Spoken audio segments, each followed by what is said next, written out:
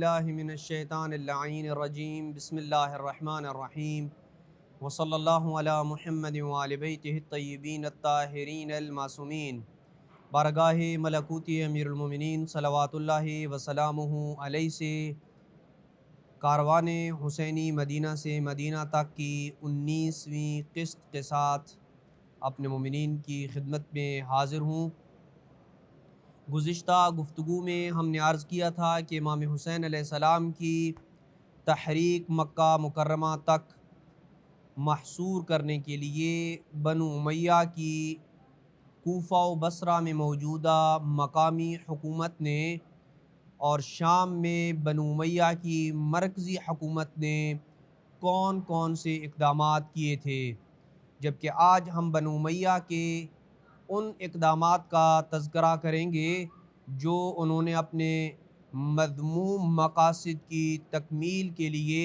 مکہ مکرمہ میں انجام دیے تھے۔ مکہ مکرمہ میں اس وقت عمرو بن سعید الاشدق گورنر تھا، جسے امام کے مکہ مکرمہ آنے سے شدید خوف لاحق ہوا، کیونکہ مکہ مکرمہ میں اس وقت موجود عمرہ کرنے والے افراد امام علیہ السلام کے ارد گرد جمع ہو گئے تھے، جو کہ مکہ کے گورنر کے قطعاً قابل برداشت نہیں تھا کہ وہ اس کو برداشت کرتا،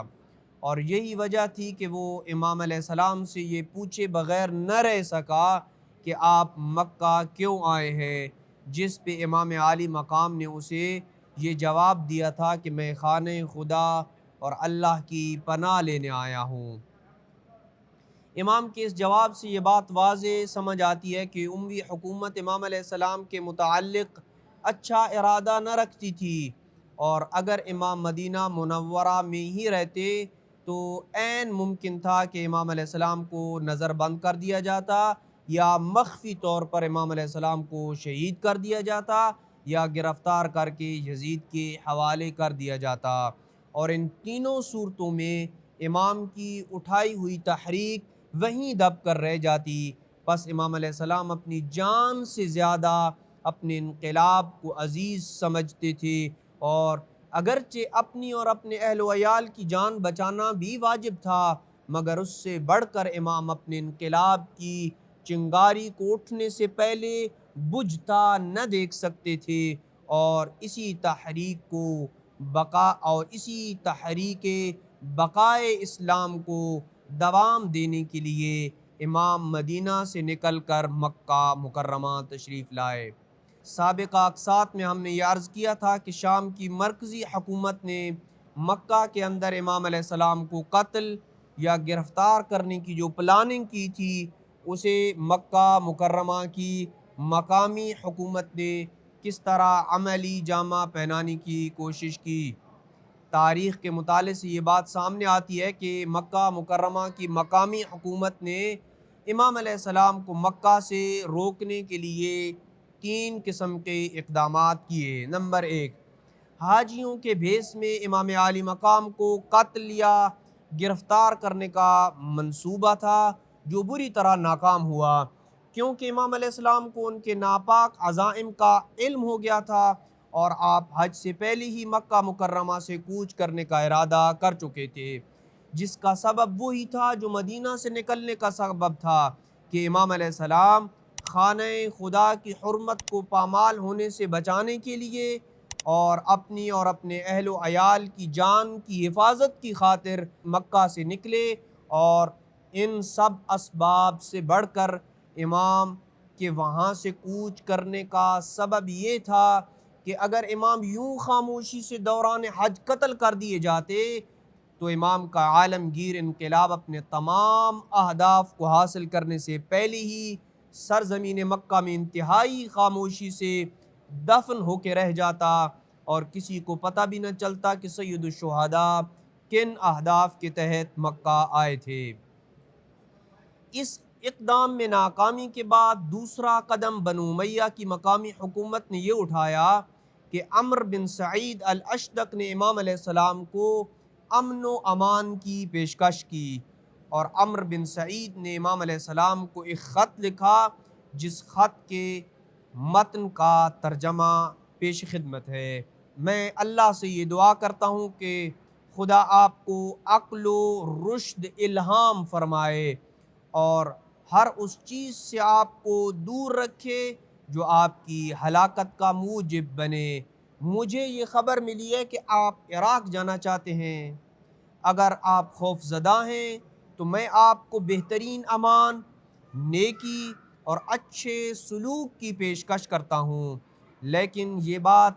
اہل عقل و انصاف کے لیے روز روشن کی طرح واضح ہے کہ حسین ابن علی آغوش نبوت کے تربیت یافتہ تھے۔ علی و بطول کی پاکیزہ تعلیمات کا اثر تھا کہ سید الشہداء کو اپنی جان بچانے کے لیے کسی قسم کا سمجھوتا کرنے کی ضرورت ہی نہیں تھی، اور آپ نے انتہائی آسانی سے عمرو بن سعید کی اس پیشکش کو رد کر دیا اور جواب دینا بھی گوارا نہ کیا، کیونکہ امام عالی مقام اس امن و امان کی پیشکش کی حقیقت کو جانتے تھے، کیونکہ بنو امیہ کا کسی کو امن و امان کی پیشکش کرنا یہ ان کے دھوکے کے جالوں میں سے ایک جال کے سوا کچھ نہ تھا۔ کیا امیر شام نے حجر بن عدی کو امان دے کے قتل نہ کیا تھا؟ کیا ابن زیاد نے ہانی بن عروہ کو امان دینے کے بہانے گرفتار کر کے قتل نہ کیا تھا؟ کیا ابن زیاد کے نمائندے محمد بن اشعث نے مسلم ابن عقیل کو امان دینے کے بہانے گرفتار کر کے قتل نہ کیا تھا؟ پس بنو امیہ کی امان حقیقت میں ایک چال ہوتی ہے کہ وقتی طور پر یہ اپنے دشمنوں کو امان کا جھانسا دے کر کسی بھی اقدام سے روک سکتے ہیں اور بعد میں خاموشی سے قتل کر دیا جائے تاکہ اپنا مقصد بھی پورا ہو جائے اور کوئی سرعام انہیں قتل کرنے کا الزام بھی ان پہ نہ لگا سکے۔ لیکن سید الشہداء نے ان پہلے دو اقدامات کو اپنے پاؤں تلے روند کر مکہ سے کوچ کیا۔ مکہ مکرمہ کی مقامی حکومت کا امام عالی مقام کو مکہ سے نکلنے سے روکنے کے لیے تیسرا اقدام یہ تھا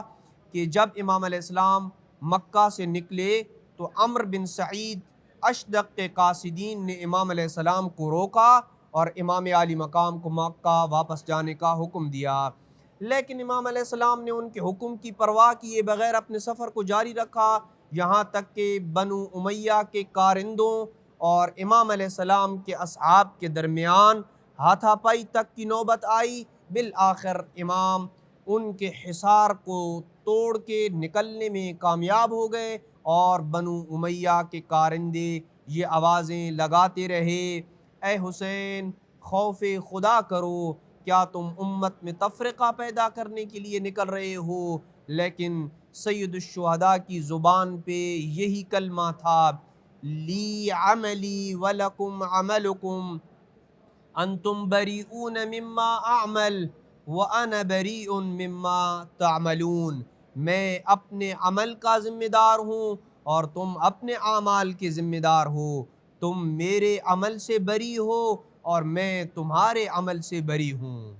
بنو امیہ کی حکومت کا امام عالی مقام کو مکہ سے روکنے میں کامیاب نہ ہونا یہ اس بات کی دلیل ہے کہ مکہ مکرمہ کی مقامی حکومت کے پاس اتنی عسکری قوت اور طاقت نہ تھی کہ وہ امام علیہ السلام کا راستہ روک سکتے، کیونکہ مکہ مکرمہ میں قیام کے دوران امام علیہ السلام نے کسی حد تک اپنے اہداف کو بیان کرنے کے ساتھ ساتھ اپنے ساتھیوں کی بھی تعداد میں کافی حد تک اضافہ کر لیا تھا، اسی لیے مکہ سے نکلتے وقت کاروان حسینی کی تعداد کافی بڑھ گئی تھی، جس کا مقابلہ کرنے کے لیے ایک تو عمرو بن سعید کے پاس عسکری قوت ناکافی تھی، دوسرا وہ اس سے بڑھ کے امام کے خلاف کھلے عام کوئی کارروائی کر بھی نہیں سکتا تھا، کیونکہ حسین ابن علی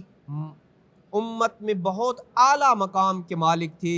کسی قسم کی اعلانیہ حماقت ان کے مفاد میں نہیں تھی۔ یوں مکہ مکرمہ کی مقامی حکومت تینوں اقدامات کو عملی جامہ پہنانے میں مکمل ناکام نظر آئی۔ اس مقام پہ ہماری گفتگو پہلے دو نکات پہ ختم ہو جاتی ہے کہ مکہ میں دوران قیام امام نے اپنی تحریک کو آگے بڑھانے کے لیے مکہ کے اندر اور باہر کون کون سے اقدام کیے، اور دوسرا نقطہ یہ تھا کہ بنو امیہ کی حکومت نے مکہ، کوفہ، بصرہ اور شام میں امام کی تحریک کو مزید پھیلنے سے روکنے کے لیے کون کون سے اقدامات کیے۔ اور انشاءاللہ اگلی قسط میں تیسرے اور آخری نقطے پہ گفتگو کی جائے گی کہ مکہ میں دوران قیام امام کی تحریک میں امت کا کیا کردار تھا اور کون سے افراد کاروان حسینی میں شامل ہوئے، کہاں کہاں سے شامل ہوئے تھے۔ دعا ہے کہ خدا ہمیں امام حسین علیہ السلام کی تحریک کے اہداف کو سمجھنے اور امام علیہ السلام کی سیرت طیبہ پہ عمل کرنے کی توفیق نصیب فرمائے۔ وصلی اللہ علی محمد وآل بیتہ الطیبین الطاہرین المعصومین۔